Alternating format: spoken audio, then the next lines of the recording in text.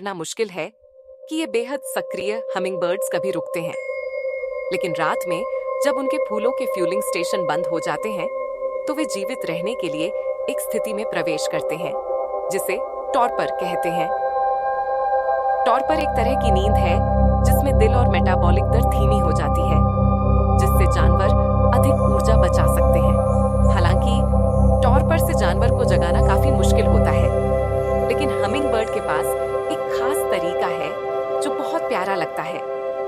जब उसे जगाना होता है तो उसे अधिक ऑक्सीजन लेना पड़ता है और ये गहरी सांसें एक छोटी सी सीटी जैसी आवाज पैदा करती है, जो कि खर्राटे लेने का एक अनोखा कारण है।